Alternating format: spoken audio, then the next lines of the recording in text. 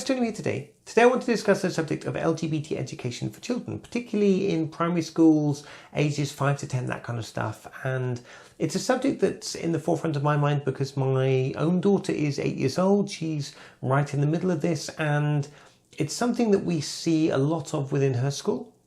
Something that is interesting, particularly to contrast with what happened when, for example, I was a boy. And because my daughter's going through this right now, it's kind of relevant to me, and it's something that is in place and is an interesting thing to talk about. Now, I'm going to touch very quickly on the subject of Mermaids. Mermaids is a charity in the UK, which has been accused by certain people and has actually been denied funding, and this crowdfunding going on for this charity because it's been accused of promoting a radical trans agenda in schools, essentially encouraging children to almost choose a trans lifestyle, taking children who are vulnerable or confused and pushing them into a trans lifestyle. Personally, I don't think that's what's happening.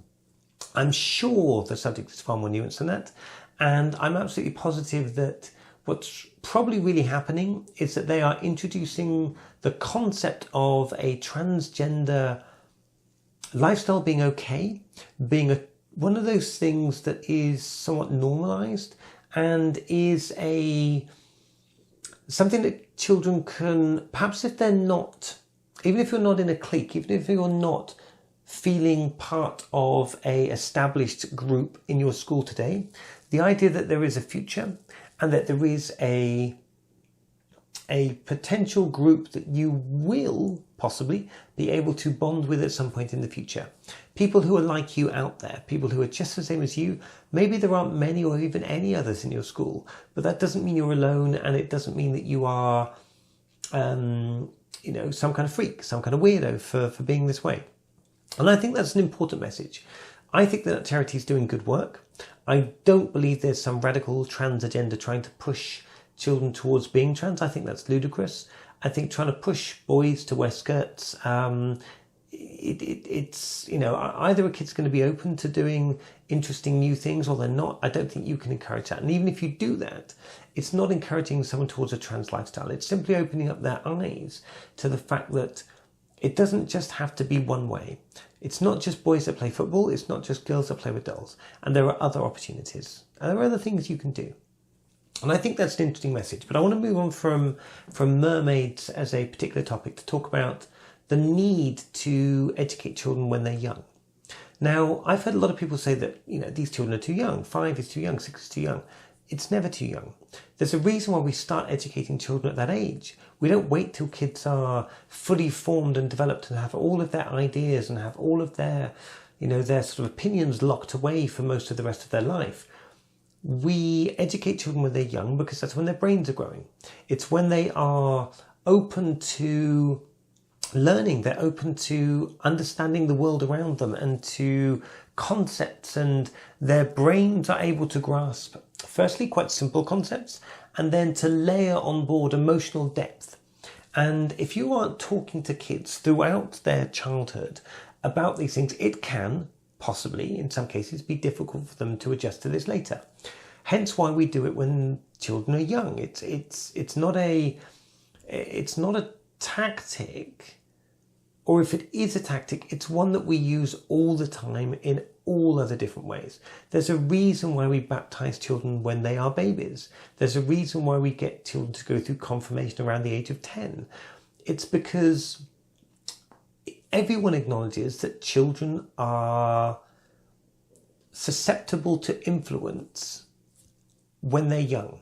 And if you want to get children to grow up believing that even if you are cisgendered, that a transgendered lifestyle or a gay lifestyle is perfectly acceptable, the best way to educate them about that is when they're young. It's to educate them when playground bullying is a real thing, when the idea of someone standing out because they're not the same can be explained to children. It can be explained in a way where they can understand that we're all a little bit different. It's one of the great things about us. We're not exactly the same. We have different thoughts, opinions, feelings. We have different looks. We have different styles.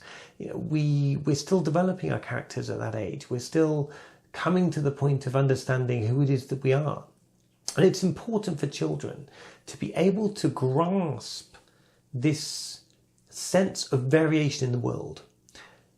If people think that is problematic, the only thing I would say is that children are bombarded, absolutely bombarded on a regular basis with things that enforce a binary gender lifestyle, things that encourage children to believe in this binary gender lifestyle. It's thrown at them by adults, it's thrown at them in commercials, it's thrown at them in marketing. You only have to take a look at how people will react to a baby differently if they're told it's a boy versus a girl. If you take, and this is an experiment I saw in a program, which was a fantastic program. It was looking at educating children and introducing concepts to children at a young age in schools.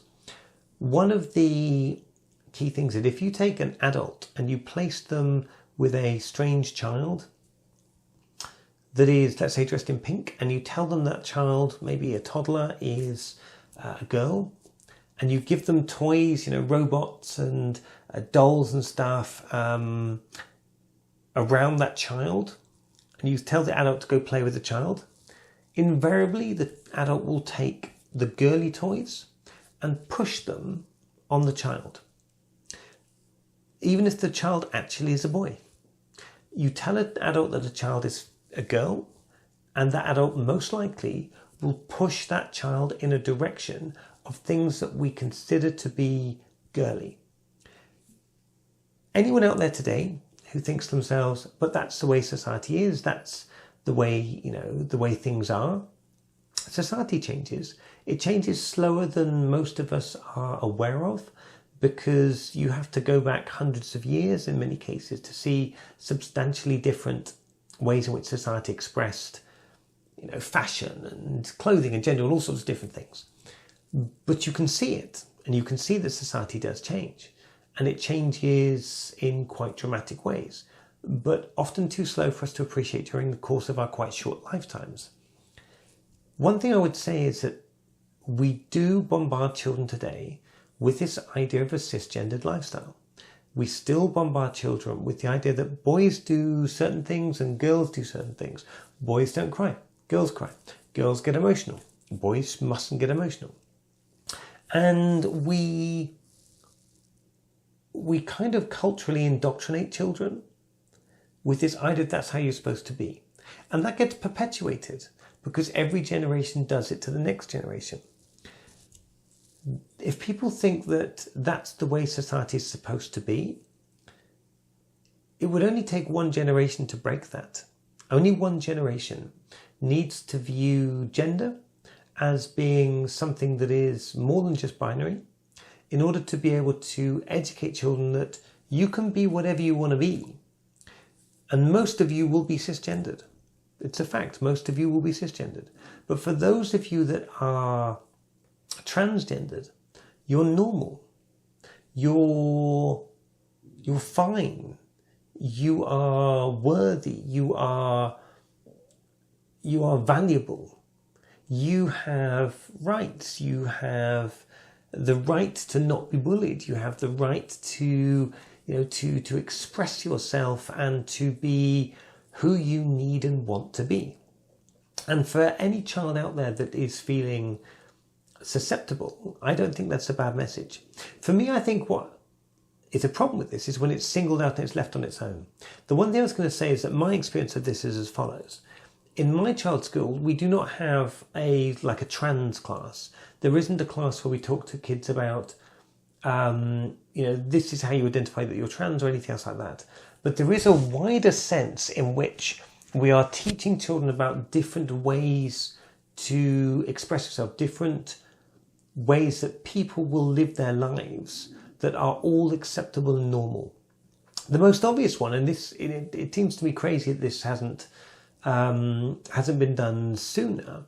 When I was a boy, we still had this kind of nuclear family idea. The idea was that you had a man, a woman, the man went out and worked, the woman was at home. Women were working, obviously, it's only in the 80s, but it was still quite stereotypically that kind of environment, and had a couple of kids. In all of the books when I was growing up, the family was white. They were exclusively white. Now, in my child's class today, we're being taught, or the kids are being taught, about different family environments, about how it's perfectly normal to have one white and one black parent, or one parent of Indian descent and one parent of, I don't know, Chinese descent, or to have just one parent, to have a father who isn't there or a mother who isn't there, to be raised in a single parent family. It's okay to be raised by two women. This is now in our schools, and if it's taking away one of those areas in which children will feel different, they'll feel singled out, they'll feel that they are not the same as other people, because these are minority groups, gay people, single parent families, trans people, these are all small groups, mixed race families. These are small groups within a school. And the chance is that in one classroom of 30 kids, you're probably not going to have more than one or two gay kids, if they even know. You're probably not going to have even one trans child, statistically. You will have a couple of kids who come from single parent homes or mixed race homes or whatever it happens to be. But essentially the majority of your class is going to be cisgendered, straight, and have two typical one male, one female parents. And if you're living in the area I live in, the chances are they're probably white. Now, getting those kids to understand that there are other ways of lifestyle out there, and that to view someone else as being different or worthy of bullying because they are looking different to you, or because their parent involvement is different to your parents' involvement, whatever it happens to be, educating the majority that the minority is a worthy, inclusive and decent way of living is always the priority. It has to be the priority. We don't always educate just for the minority. Part of this education about trans children isn't about teaching trans children what they need to be and how they need to, to go off down their path. It's not all about that.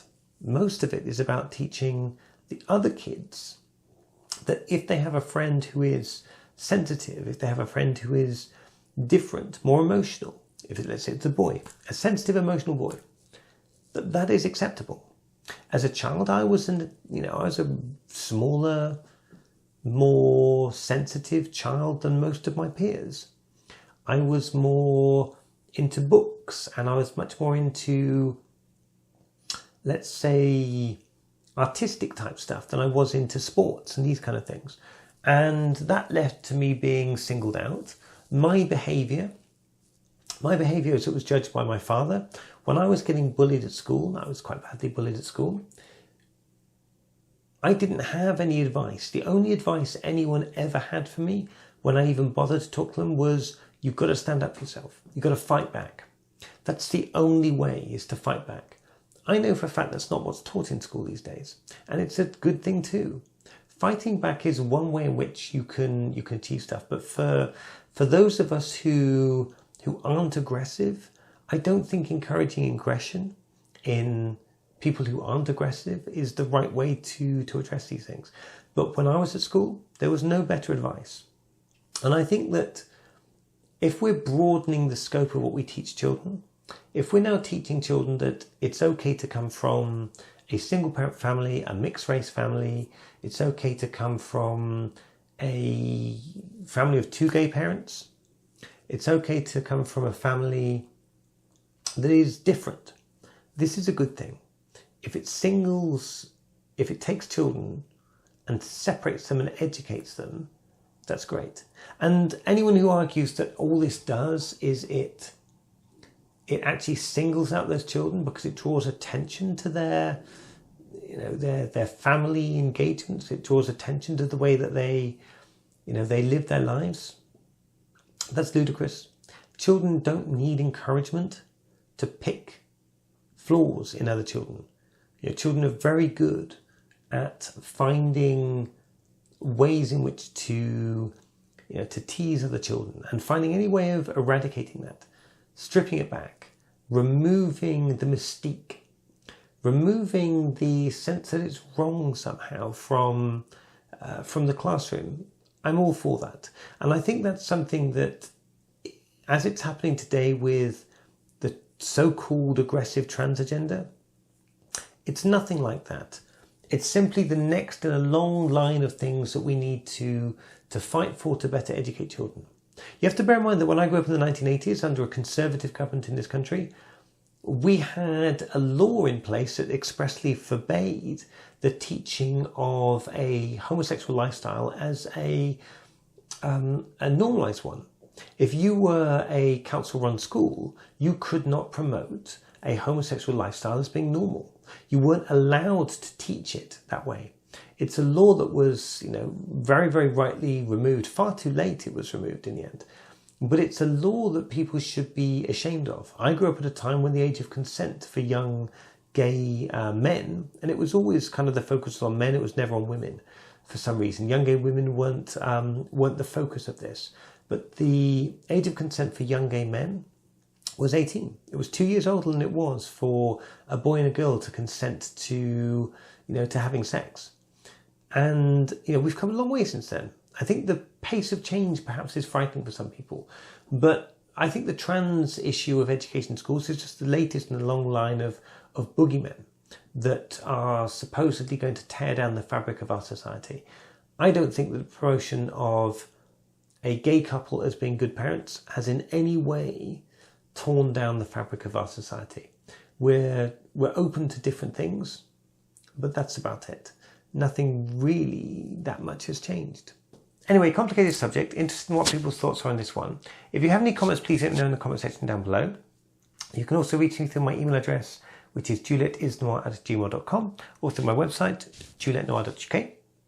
Feel free to like, share and subscribe. Click the little bell to stay notified about upcoming videos. And I look forward to talking to you all again soon. Thanks so much for joining me today. And as ever, bye. Bye.